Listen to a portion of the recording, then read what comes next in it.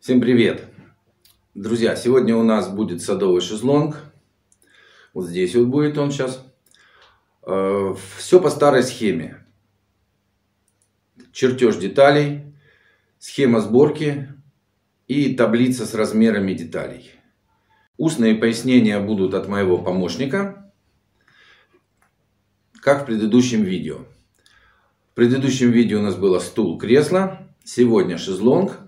В итоге получается 3 изделия садовой мебели.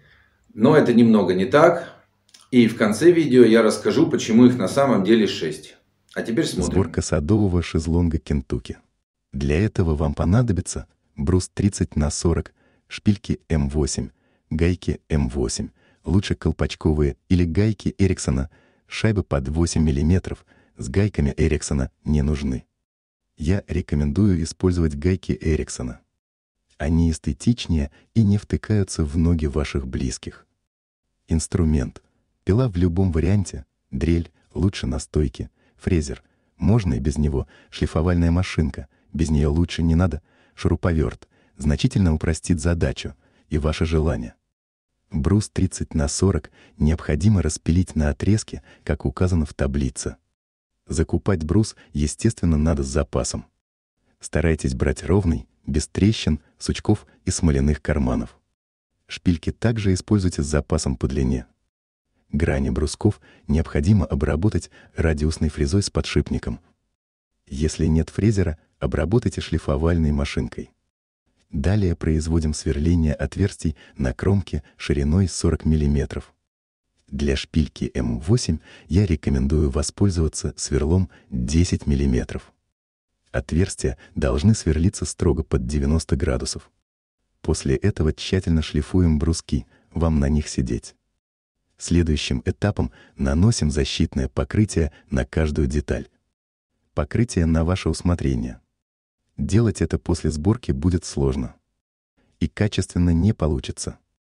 Сборка шезлонга заключается в соединении деталей при помощи резьбовых шпилек.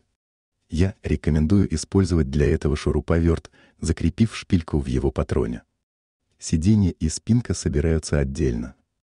Далее еще одной шпилькой скрепляем между собой сиденье и спинку через детали черного цвета. После этого устанавливаем гайки.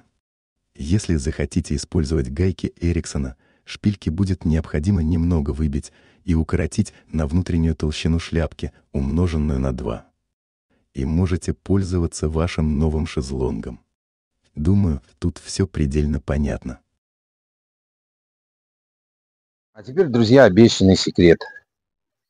Вот это стул, это кресло, а это шезлонг. На внешний вид не обращайте внимания, сейчас им уже не 1 год, покрытие нужно обновить.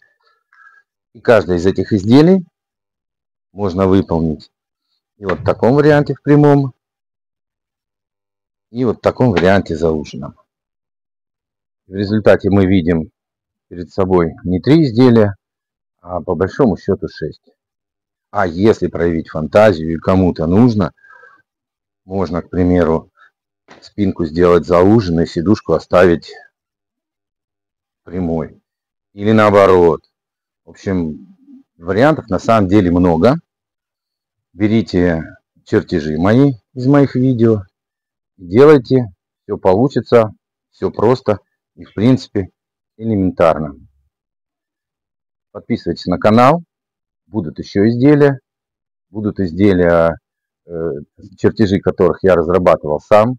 В интернете вы их не найдете. Жду в гости. Всем пока.